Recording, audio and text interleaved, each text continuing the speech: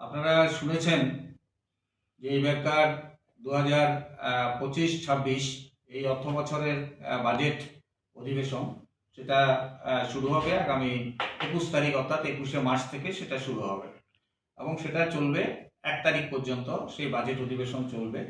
এর মধ্যে দেখা গেছে 22, 23, 29, 30 এবং 31 এগুলো হচ্ছে হলিডে, তাহলে 7 দিনের ওয়ার্কিং ডে অর্থাৎ বাজেট অধিবেশন আমাদের এবার হচ্ছে।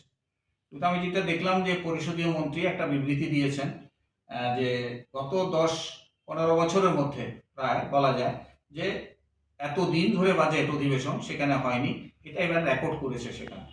কিন্তু আমি বলবো যে পরিষদীয় মন্ত্রী ওনার অভিজ্ঞতা অনেক বেশি। আমি মাত্র 2 বছরের এমএলএ, আর উনি অনেক দিন ধরেই সেখানে এই এমএলএ হিসাবে আছেন এবং মন্ত্রিত্ব চালাচ্ছেন, পরিষদীয় মন্ত্রী হিসাবে কাজ করছেন, অপোজিশন লিডারও সেখানে মধ্যে ছিলেন। কিন্তু যেটা তথ্য আমি দিতে চাই যে তথ্যটা উনি যেটা দিয়েছেন সেটা সঠিক না।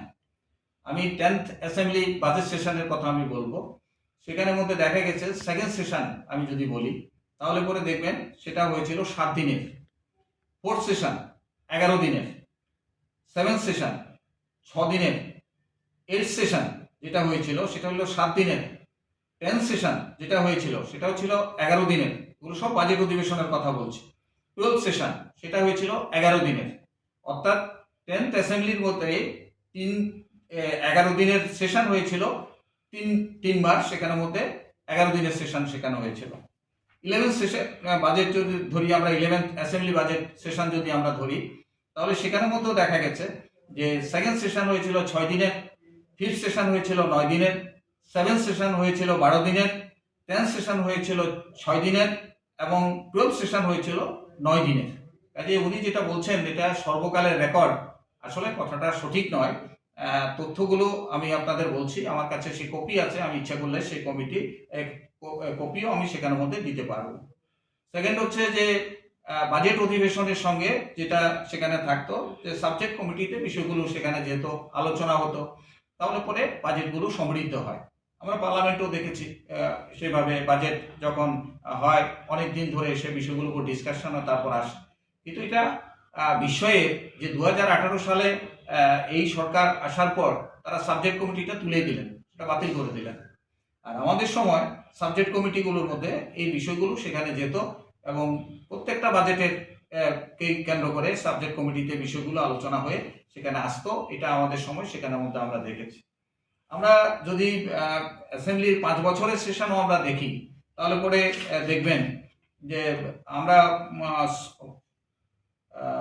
ফোর্থ অ্যাসেম্বলি যেটা আমরা ধরি বামফ্রন্ট সরকারের সময়ের কথা যদি বলি আমরা 1978 থেকে 83 সে সময় 5 বছরে 99টা সিটিং হয়েছিল। এর মধ্যে ফিফথ অ্যাসেম্বলি 1983 থেকে শুরু করে 1988 112 দিন সেশন হয়েছিল, সভা হয়েছিল। তারপরে সেখানে 9th অ্যাসেম্বলি আমরা যদি 2003 থেকে 2008 তখন সেখানে সিটিং ডে ছিল 98 দিনের সিটিং ডে ছিল। আর হোয়ারেস গত 5 বছরে, আমি এই 2 বছর না, অর্থাৎ এই 2 বছরের আগে যে 5 বছর সেখানের মধ্যে তারা করেছিল 2018 থেকে 2023, এই 2018 থেকে এই 2023-এর ভেতরে সিটিং ছিল মাত্র 43 দিন, যার থেকে বামফ্রন্ট সরকারের সময় প্রতিটা সেশনের সিটিং ডে ছিল অনেক বেশি। ইভেন এর আগে যখন কংগ্রেসের সরকার ছিল, কংগ্রেস পরিচালিত, সেটা 1963 থেকে 67 তখনও সেশন হয়েছিল 103 দিন। তারপরে সেকেন্ড সেশন হয়েছিল 1963 থেকে 67, যেটা বললাম 103 দিনের সেশন সেখানে হয়েছিল। তারা এই 103, 139 সেশন তখনও সেখানের মধ্যে হয়েছিল।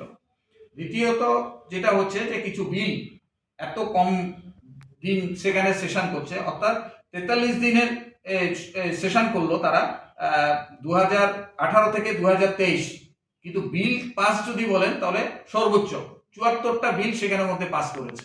আর আমাদের সময় যখন আমরা 112 দিন সেশন করলাম তখন 57টা মাত্র বিল সেখানের মধ্যে পাস হয়েছে।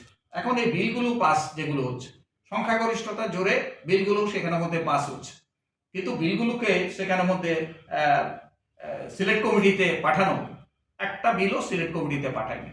এবং বামফ্রন্ট সরকারের সময় আমরা সেটা দেখেছি যে কতগুলো বিষয় যেগুলো রাজ্যের স্বার্থ সম্বলিত, শিক্ষা সম্বলিত, যেমন ইকফাই ইউনিভার্সিটি, এমবিবি ইউনিভার্সিটি, এগুলো করার সময় বিধানসভা প্লেস আমরা সিলেক্ট কমিটিতে পাঠিয়েছিলাম।